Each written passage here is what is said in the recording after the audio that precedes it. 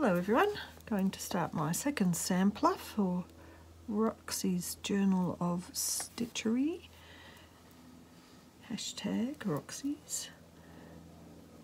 So what are we doing? Chain stitch.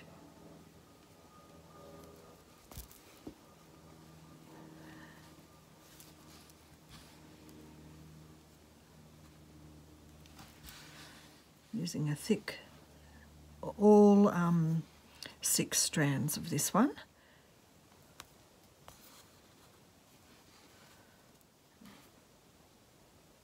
Just coming down, taking one stitch. That is under the needle. Just creating a chain.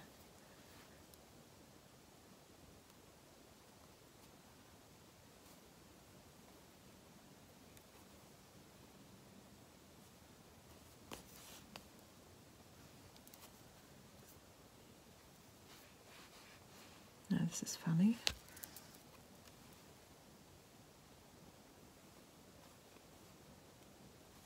I'm finding that when I come out, I'm going one side then the other, and that's creating a wobbly line. Well, that's pretty good fun actually. I don't mind. Right, next row I'll try and do a perfect one. Uniform. There you go.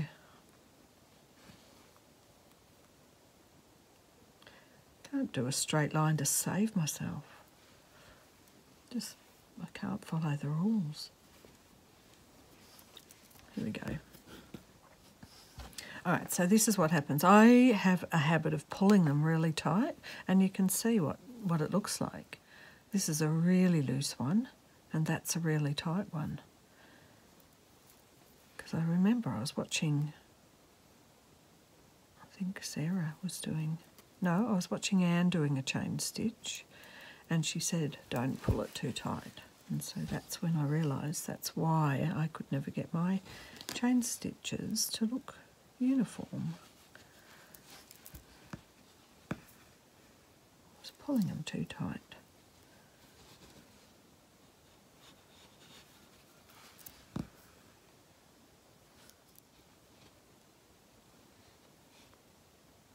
Maybe that's a bit close.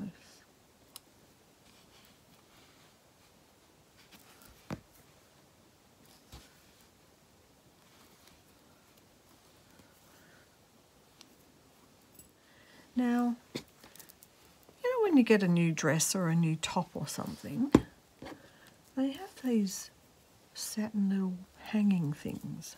I never hang them up, I never use those. I reckon I might use one of them. That'll be interesting.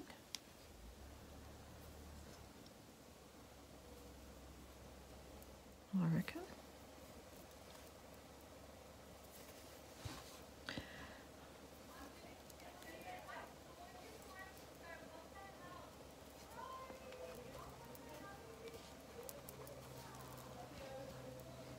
Of course, you've got to be able to get the thing through. Wow, the neighbours are really noisy.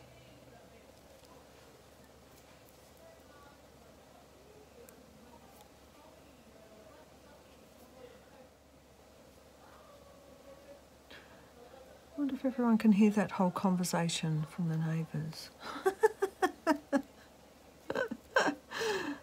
Oh well, you know, it's Christmas, everyone's joining. All right, this is really hard to get through. Everyone's having a good time. My goodness. All right, this is a disaster. Maybe it's the wrong needle. All right, this is how I'm going with this, a little bit of this satin thread. And it's really hard to pull through. But you can see that it's got an interesting effect as well. Just very hard to pull through the backing.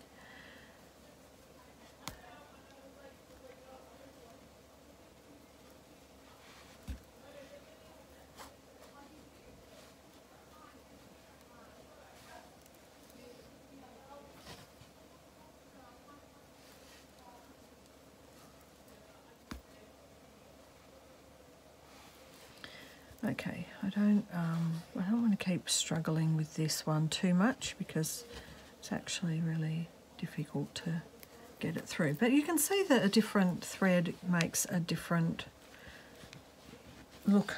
Oh my goodness. All right.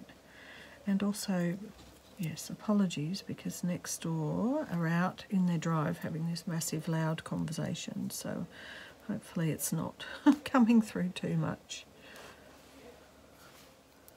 Now, I kind of like it, but it's just incredibly hard to work with in terms of the getting the needle through.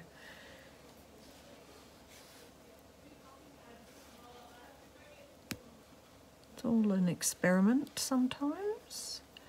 All right, I'm going to come back when they've finished yapping so loud next door. Right, they've gone. I heard the whole entire conversation. Alright, I have actually put a little pencil line to see how neat I can get this, and this is just three strands, and I'm going to do it all uniform. So the couching is under.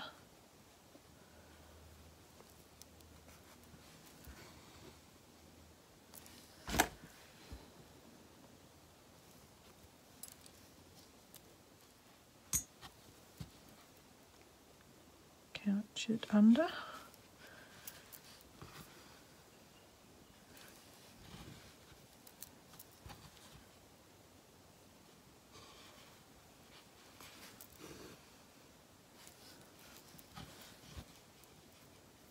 I guess it is really a question with this stitch of how tight you pull it, isn't it?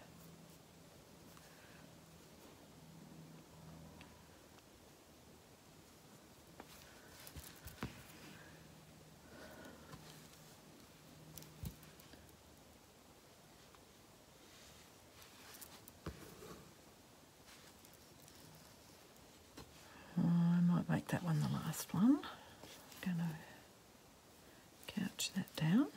Righto, I've got pulled out a piece of this beautiful alpaca from Sydney, and what are we doing?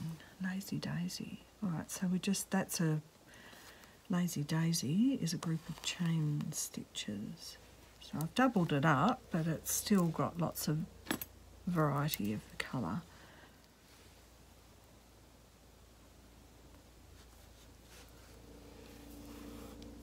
So we'll see. I always like 5 petals. I think 5 petals always looks good in these.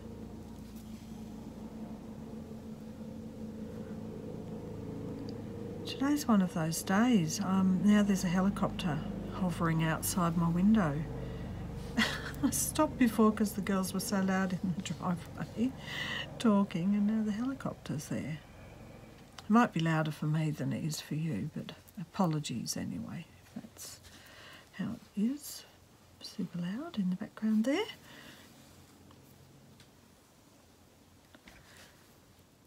Alright, so that's 2 chains, couch down.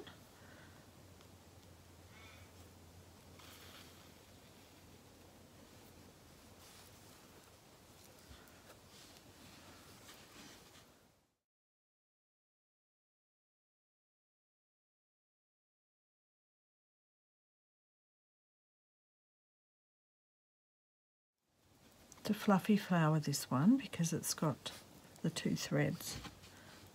Very cute, really. I quite like it.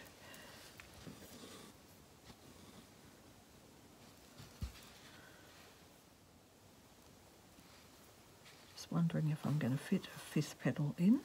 Let's have a look. Well, I kind of like it like that. What else can we do? Let me do another one down here. I wonder if we can do a much bigger one.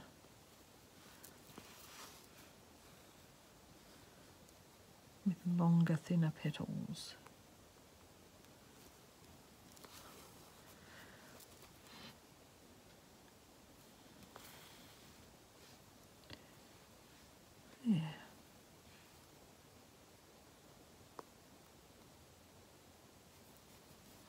like that variety. Might be able to get 5 with this one, a bit longer and thinner.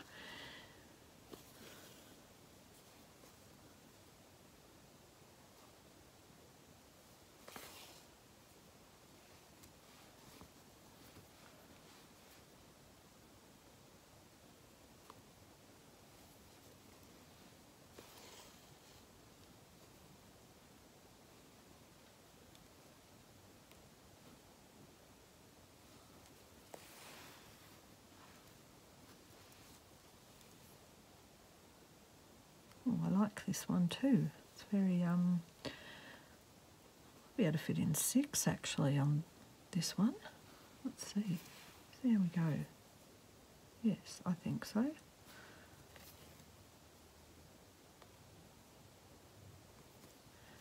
All right, we've got a 4 short round stitches. We've got a 6 with elongated ones.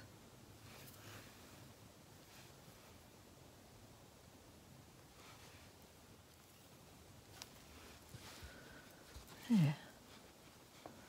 I think we need another one here. Should we do an even bigger one? I don't think I've got enough wool. Let me see.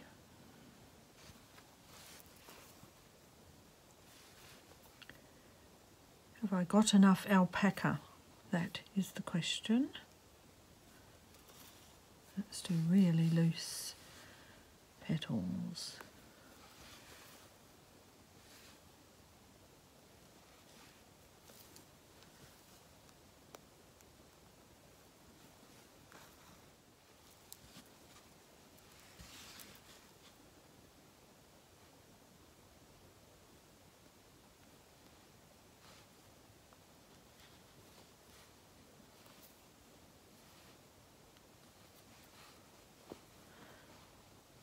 Maybe just 4 because I'm going to run out.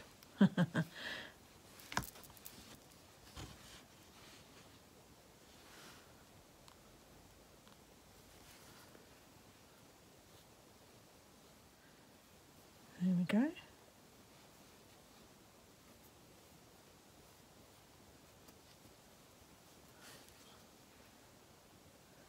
How cute. Lazy daisies and chain. Now the next one is Satin Stitch. Okay, Satin Stitch. Now maybe I'll do an outline first and then do the Satin Stitch inside. So let's just use 2. Let's just use 2.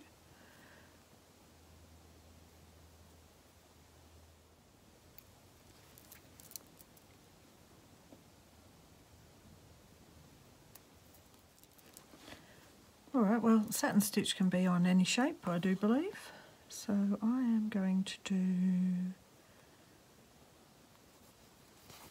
a back stitch, attempt at a circle,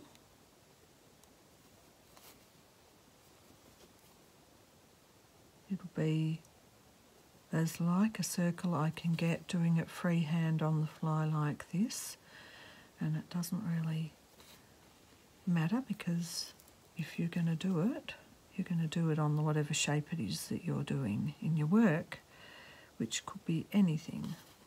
Could be a scale on a fish even. Alright, so it's not a very good circle, but it's just a shape, and that's what we're looking for.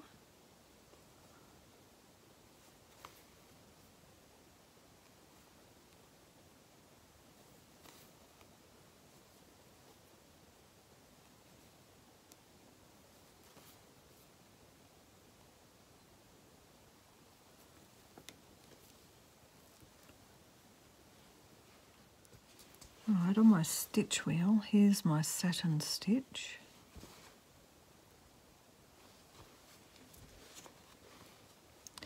That's a padded Satin Stitch. Anyway, we're doing the Satin Stitch. So I do believe you usually start in the middle and work your way out to the ends. I'm going to just start at the this end and work my way across.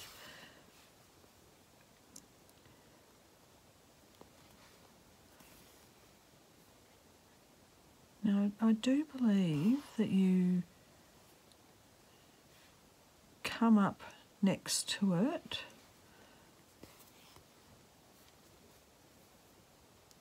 next to the stitch you've just gone in on.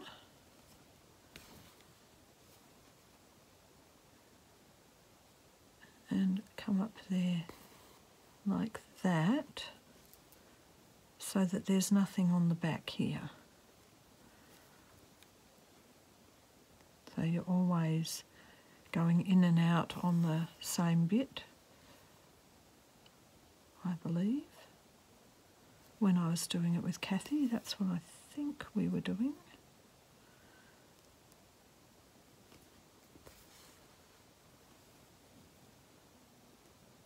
And I'm just going to the outside of that little outline stitch. Now I am using, the same as Sarah did, I am using the whole 6 strands, so it is quite thick. I think generally on fine embroidery work, it was always a very fine thread, so it was really close together, and this is almost a bit rough when there's that much thread there, but you get the idea.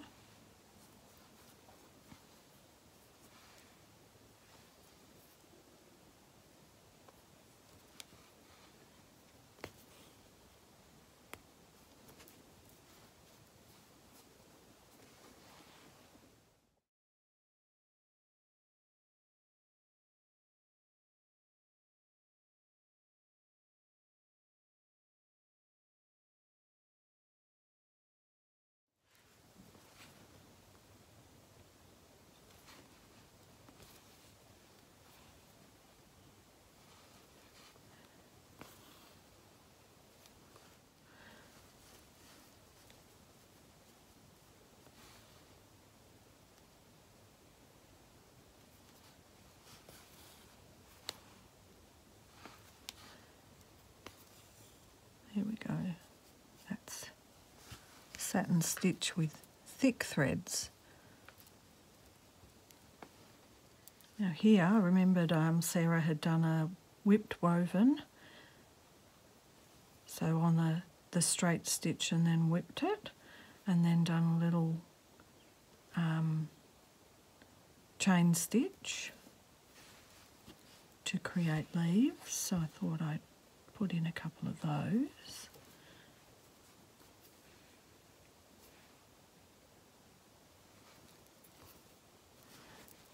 Now I know that you could do them the same, but I kind of like to do them just kind of dispersed around a bit.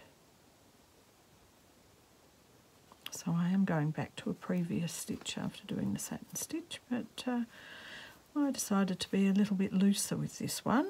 Last one I was doing it all in lines and uniform, and then I decided this one doesn't have to be like that.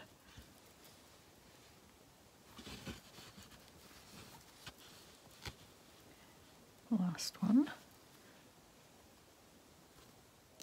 Okay, now I've done this 3 strands in a satin stitch. I could still do it with 1 strand and do it a little bit finer, but it's quite chunky, my sampler, so I don't know if it works. Now we're doing herringbone stitch, and I've drawn 2 lines, and I accidentally did my pattern for cross stitch, so I messed it up, so I've pulled it out. What you can do when you do that is just use your fingernail, just close those holes up again. So I tend to somehow start these and then end up going kind of backwards upside down. I don't know why I do that, but then that's what I do. So I've gone in, under and across and under and across and under, and now I'm going across and taking a stitch and coming on the diagonal, taking a stitch there and repeating that.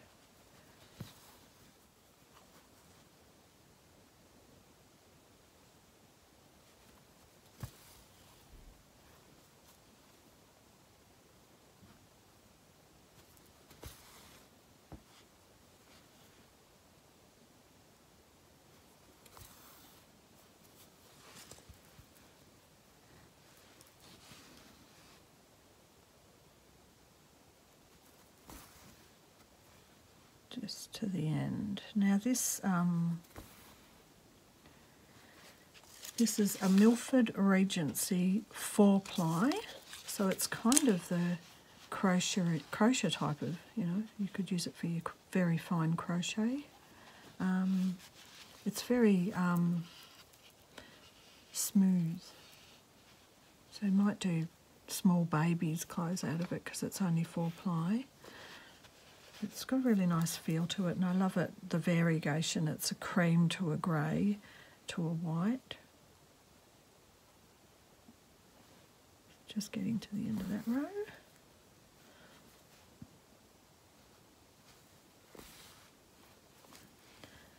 And then I think I'm just going to end with the one stitch like that.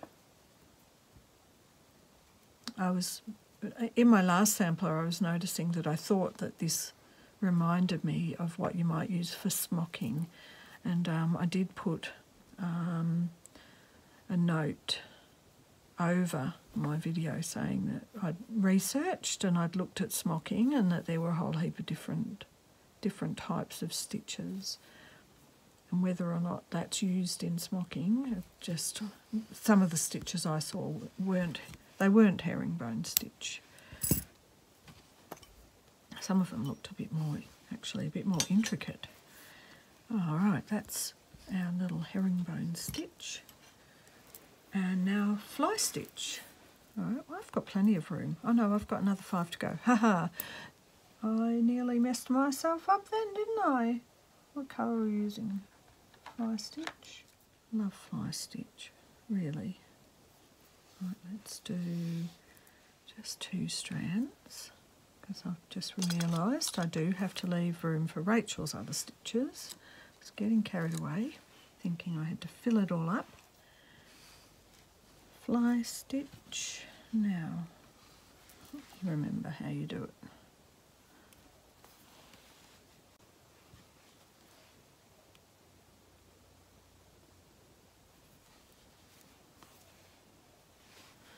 Okay, so then you are couching down, coming back for a little side stitch, creating the same from this point to here, exactly the same on this side will get you an even fly stitch, and then you come back up at the point that that one's gone in. Right, so I'll do it a bit slower. One line, now you're coming back on this way. Keep your thread up. Try to match that on this side and up through here. And then basically when you're coming down under here, you're couching down the end of that fly stitch by doing that. Now we did, through the year with the tags, we did quite a bit of different fly stitch, and I also watched Ariane doing fly stitch, so that is one type. Now I loved the way that with Ariane's improvisational stitches, Ariane Zurcher that is, how you could really play with making it very big and long.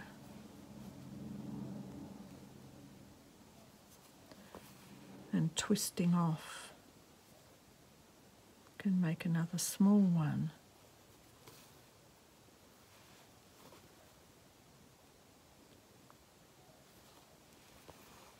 You can change directions.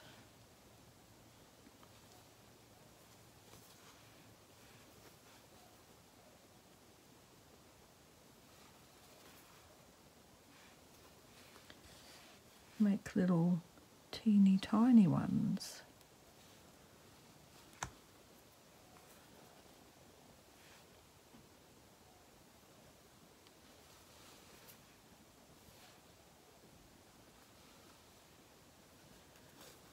Quite a variety of interesting shapes and sizes and twists and turns. So I kind of like that idea as well.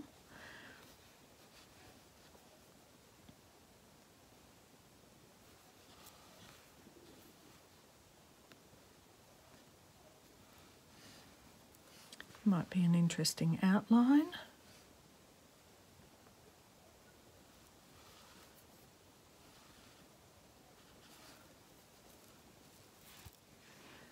Now, let's do a bit of this. I really do need to thread this or I'm just going to have all broken bits all the way through it. Now the other thing is to do a detached fly stitch, which Sarah was doing. So you just basically do one,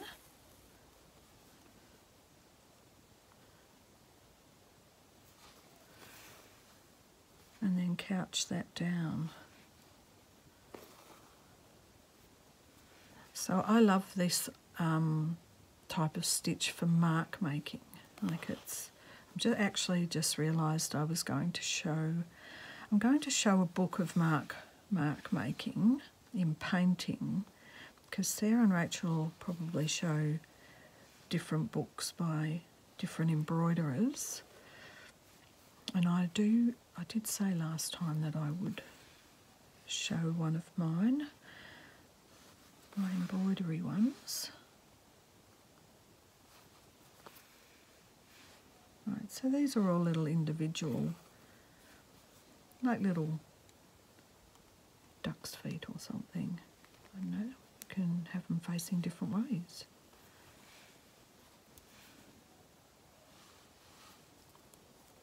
You can not stick your needle into your thumb like I just did.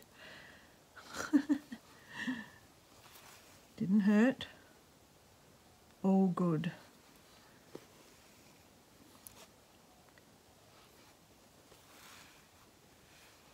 I know what I did. I actually, so I packed, the book I just thought I wanted to show was, I've packed it into my bag for tonight with the pet sitting job, and that lady just texts me to say, I'm waiting on a COVID result.